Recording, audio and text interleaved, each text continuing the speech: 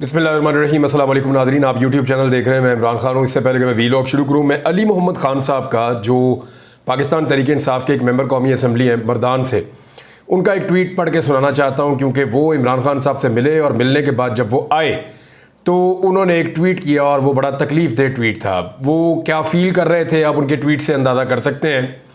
उन्होंने लिखा, अडयाला जेल रावलपिंडी 2/7/2024। कल 2 जुलाई था, कप्तान को देखा सख्त गर्मी में जेल में, दिल बहुत दुखी है। उसी अडयाला जेल के एक डेथ सेल में इस नाचीज़ ने भी असीरी के कुछ दिन गुजारे हैं। जेल की तपिश और हिद्दत का एहसास है मुझे, इसलिए बहुत दुख हुआ। इस 73 साला असीर को देखकर, जो नाकर्दा गुनाहों की पादाश में पाबंदे सलासल है, जिसने सारी ज़िंदगी सब्ज़ हिलाली परचम की सरबुलंदी के लिए काम किया। क्यों करते हैं हम अपने कीमती लोगों, अपने हीरोज़ के साथ ऐसा? इस सलूक के काबिल नहीं है खान साहब। इस दोज़ख जैसी गर्मी में अडयाला जेल की भट्टी में झोंकने के काबिल नहीं है कौम का ये लाल। दिल बहुत दुखी है। ये अली मोहम्मद खान साहब ने लिखा एक ट्वीट, मैंने आपको पढ़ के सुना दिया। अब इसी इमरान खान के खिलाफ नए मुकदमात बनाने की तैयारी की जा रही है। और याद रखिएगा कि 12 जुलाई को, यानी 12 जुलाई तक अब लगभग हमारे पास 7-8 दिन बाकी हैं, 8-9 दिन, 8 दिन है। तो इन 8 दिनों के अंदर जो इद्दत वाला केस है उसका फैसला आना है, और अगर फैसला महफूज भी हुआ तो फिर वो जल्दी सुना दिया जाएगा। और फैसला क्योंकि आना है 12 जुलाई तक, तो ये फैसला आने से पहले पहले कोई और मुकदमा इमरान खान साहब पे डालना होगा, अगर इद्दत केस का फैसला इमरान खान साहब के हक में आना है तो।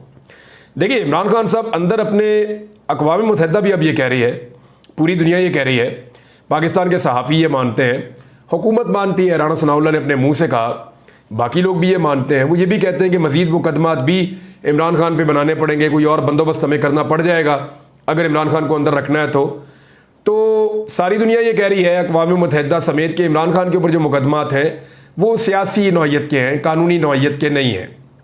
लिहाजा अब इमरान खान साहब के ऊपर नए मुकदमात बनाने की तैयारी की जा रही है, जैसा कि हुकूमत ने कहा था।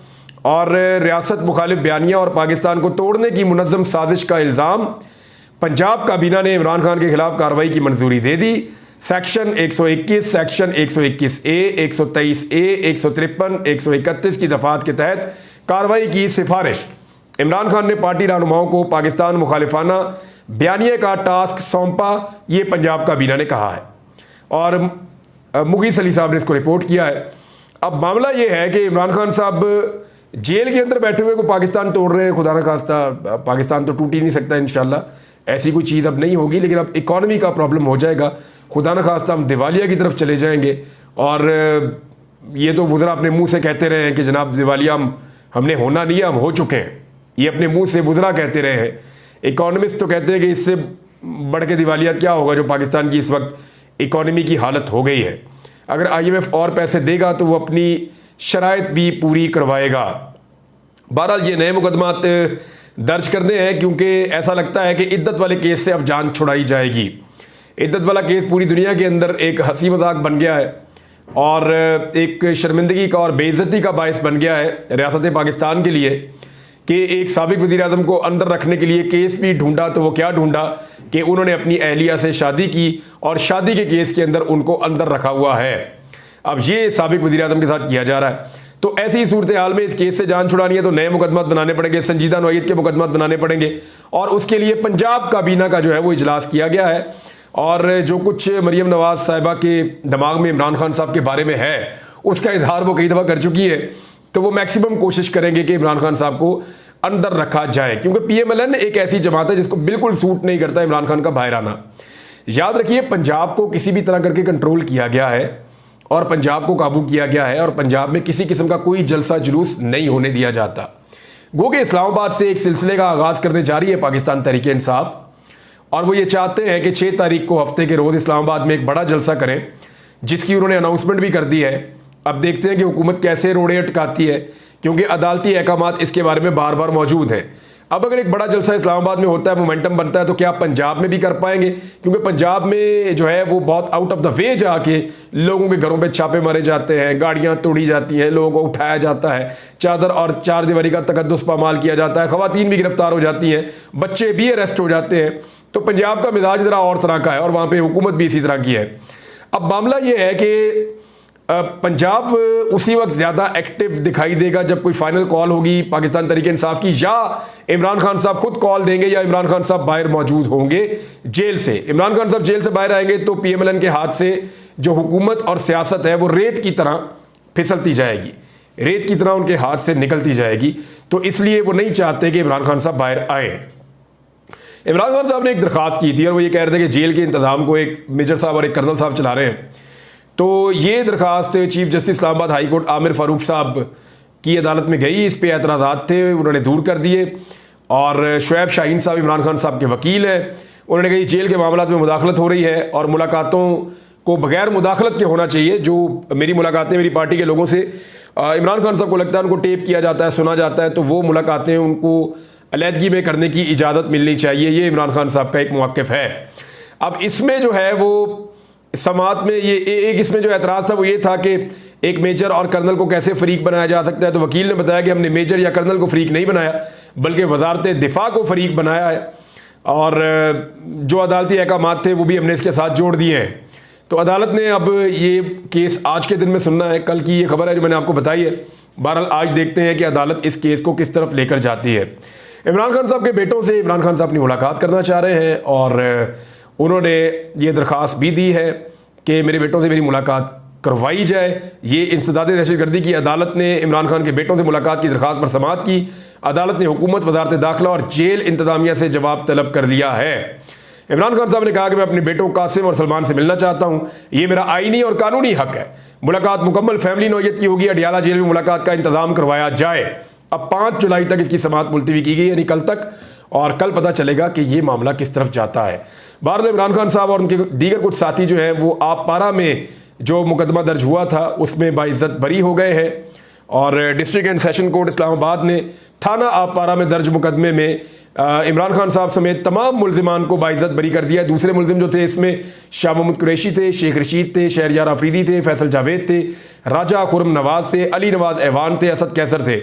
यानी शहबाज शरीफ के दौरे हुकूमत में इस्लामाबाद के अंदर मोहसिन नकवी यहाँ पे वज़ीर दाखिला है और अदालतें इमरान खान को बाइज्जत बरी कर रही हैं। तो इसका मतलब क्या है? इसका मतलब है जो मुकदमात दर्ज किए गए वो इस काबिल नहीं थे या उनके अंदर सदाकत नहीं थी, लिहाजा वो मुकदमात अब ख़त्म होते चले जा रहे हैं।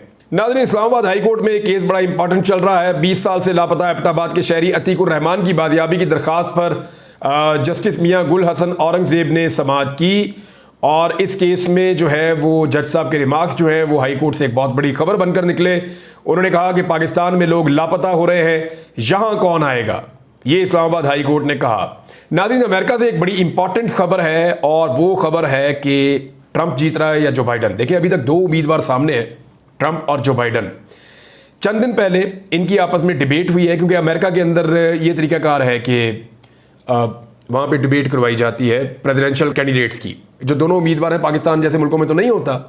यानी यहाँ पे क्या ये मुमकिन है कि नवाज शरीफ, आसिफ अली जरदारी और इमरान खान साहब खड़े हो जाएं, सामने सारी दुनिया मौजूद हो, हर तरह के लोग मौजूद हों, और फिर अपनी अपनी बात करें और खुलकर बात करें और तमाम इशूज़ के ऊपर डिबेट की जाए। तो पाकिस्तान में नहीं होता। अमेरिका में इस तरह की डेमोक्रेसी है कि वहाँ पर ये होता है, और दुनिया के कई और मुल्कों में भी नहीं होता। यानी अमेरिका में ये एक बड़ी ज़बरदस्त चीज़ है। बहरहाल अमेरिका के अंदर जो है वो जो खबरें आ रही हैं उनके मुताबिक, और जितना मैंने देखा और सुना है उसके मुताबिक, तो फ्लैट हो गए हैं बिल्कुल जो बाइडन।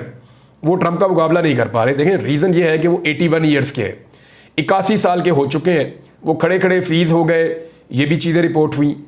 फिर वो जब बात करते हैं तो इस मरतबा जब उन्होंने डिबेट की तो वो फंबल कर रहे थे, बार बार बात करते करते अड़ जाते थे, रुक जाते थे, भूल जाते थे, और वो फंबल्स करते थे। तो इसका बड़ा फ़ायदा उठाया डोनाल्ड ट्रंप ने। वो बड़ा फ्लुएंसी के साथ बोल रहे थे डोनाल्ड ट्रंप, और उनकी ग्रिप भी शायद ज़्यादा थी और ज़्यादा अग्रेशन भी थी, तो अमेरिकन ने उसको शायद ज़्यादा पसंद किया है। तो डोनाल्ड ट्रंप ने जो बाइडन को यहाँ पे ऑलमोस्ट शिकस्त दी है इस डिबेट में।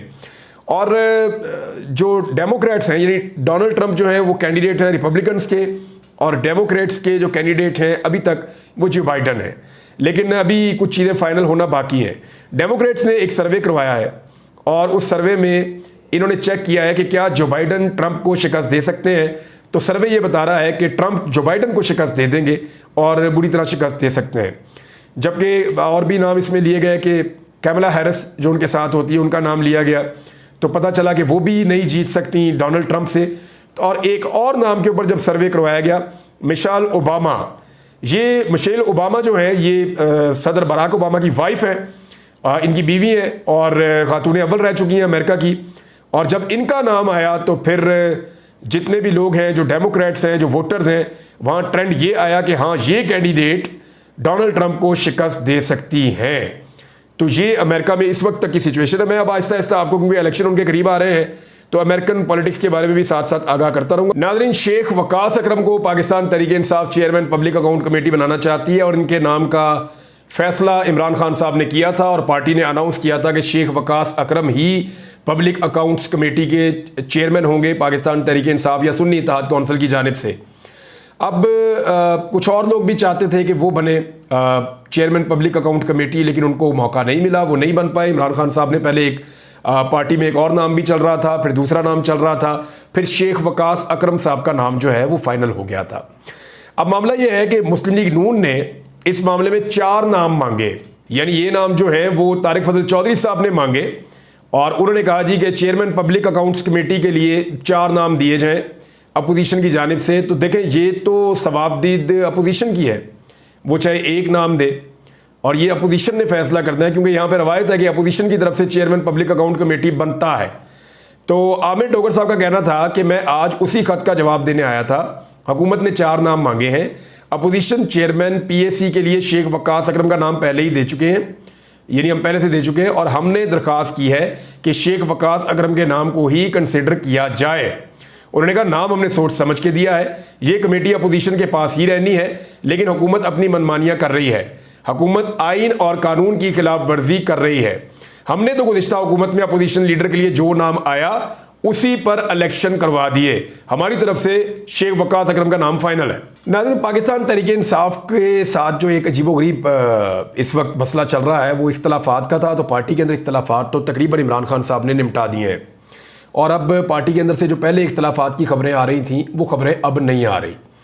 और जो लोग कुछ थोड़ा बहुत चीज़ों में नो बॉल कर रहे थे या उनका पाउंड लाइन को क्रॉस कर रहा था, तो उन लोगों को भी समझ आ गई है कि उनका कैप्टन देख रहा है, तो उन्होंने नो बॉल करना छोड़ दी है, ऐसा दिखाई देता है। लेकिन कुछ प्लेयर्स जो है वो जो अभी पवेलियन में बैठे हुए और मैदान में वो नहीं है, यानी जो टीम को छोड़ गए थे या टीम ने उनको छुड़वा दिया था या हालात के हाथों मजबूर होकर, अनफिट होकर, इंजर्ड होकर वो अलग हो गए थे, वो लोग अब थोड़ा सा मसला क्रिएट करते हैं। बाद औक़ात अंदर से होता है, बाद औक़ात बाहर से होता है, तो छोटे छोटे इख्तलाफात चल रहे हैं, एक दूसरे के खिलाफ बयानबाजियाँ हो रही हैं। अब इसमें जो है किन लोगों को पार्टी से निकाला गया है, तर्जुमान पाकिस्तान तहरीक इंसाफ का एक बयान भी सामने आया। रऊफ हसन साहब ने कहा कि साबिक रहनुमाओं फवाद चौधरी, इमरान इस्माइल और अली जैदी को बाकायदा तौर पर पार्टी से निकाल दिया गया था। उन्होंने कहा कि साबिक रहनुमाओं की जानिब से की जाने वाली बयानबाजी और इस पर पार्टी मौक़िफ़ के हवाले से खुलकर उन्होंने बात की है। तीनों अफराद को इमरान खान साहब की हदायत पर ही पार्टी से निकाल दिया गया था। अब फवाद चौधरी, इमरान इस्माइल और अली जैदी पीटीआई का हिस्सा नहीं है। और इमरान खान साहब से मुलाकात के सवाल के हवाले से उन्होंने कहा कि इमरान खान साहब जो हैं वो पार्टी में वापस आने वालों का फैसला केस टू केस देखकर करेंगे। आज पार्टी की कोर कमेटी में करारदाद मंजूर की गई है कि इन तीनों अफराद को कबूल नहीं किया जाएगा। अब ये पार्टी में इसकी करारदाद भी हो गई है। दूसरी जानिब देखें, फवाद चौधरी साहब एक ज़ीरक सियासतदान तो हैं, मैं उनका इस बारे में तो बहुत तरफ हूँ कि सियासी दिमाग तो उनका है। सियासी दिमाग ना हो तो इतनी सारी पॉलिटिकल पार्टीज उन्हें कभी वेलकम ना कहती। परवेज़ मुशर्रफ साहब के वो करीब रहे, फिर आसिफ अली जरदारी साहब के वो करीब रहे, फिर इमरान खान साहब के भी वो बहुत करीब रहे, और उसके बाद उन्होंने जेल भी काटी है अभी कुछ अर्सा पहले। गो के उनके ऊपर इल्ज़ामात हैं कि वो काकड़ साहब को मिलते रहे या वो तरीन साहब की सियासत के अंदर भी किरदार अदा करते रहे और कुछ ना कुछ वो चक्कर चलाते रहे दूसरी तरफ भी। लेकिन फिर जब बात नहीं बनी तो फिर वो इधर आ गए। यानी कुछ भी आप उनके बारे में लोग अलग अलग इल्ज़ामात लगाते हैं, लेकिन ये आपको मानना पड़ेगा कि फवाद चौधरी साहब का जो दिमाग है वो एक सियासी दिमाग है और वो सियासत को बहुत अच्छी तरह समझते भी हैं। लेकिन मेरे ख्याल में इस वक्त ये जो भी चपकलिश चल रही है ना, ये पाकिस्तान तहरीक इंसाफ के लिए ठीक है, ना ये फवाद चौधरी साहब के लिए ठीक है। फवाद चौधरी साहब को अपने लिए पाकिस्तान तहरीक इंसाफ में अगर रूम बरकरार रखना है तो उनको थोड़ा सा मेरे ख्याल में सब्र से काम लेना होगा और अपनी सियासत भी साथ साथ करनी होगी। सियासत से बिल्कुल वो किनारा कश नहीं हो सकते। अपनी ओपिनियन वो बिल्कुल रखते हैं कि इंडिपेंडेंट सियासतदान की हैसियत से, चाहे वो पाकिस्तान तहरीक इंसाफ का हिस्सा है चाहे नहीं है। और हक बात यह है कि उन्हें बहुत सारे सियासतदानों से ज़्यादा सियासत का आइडिया भी है, लेकिन ज़रूरी नहीं है कि आपके जो भी आइडियाज़ हों वो हर दफ़ा आपके दुरुस्त ही साबित हों।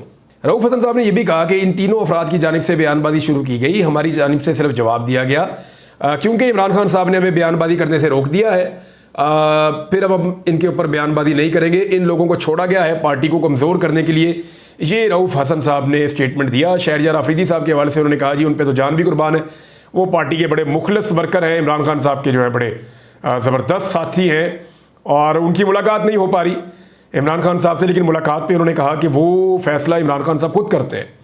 मुलाकात के हवाले से जो भी फैसला है उनको लिस्ट जाती है, इमरान खान साहब फाइनल करते हैं कि उन्हें किसको मिलना है और किसको नहीं मिलना है। नाज़रीन, मोहम्मद अली दुरानी साहब ने कहा है कि ये इमरान खान को मुज़ाकरात के लिए जेल से बुलाएंगे और छोड़ेंगे भी। शहबाज शरीफ इज्जत से ये काम कर ले तो अच्छा है, वरना उनको कुर्सी समेत कोई इक़्तिदार से बाहर छोड़ आया तो फिर अच्छे रह जाएंगे। ये जो है वो मोहम्मद अली दुरानी साहब ने कहा।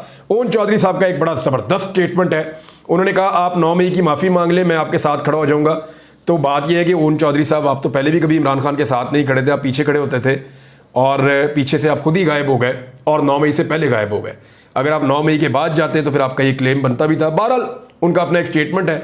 इस वक्त वो इक़्तिदार में भी हैं और फॉर्म 47 के ऊपर उनको एक सीट भी मिली हुई है। अब तक के लिए इतनी, अपना ख्याल रखिएगा, अपने इस चैनल का भी। अल्लाह हाफ़िज़।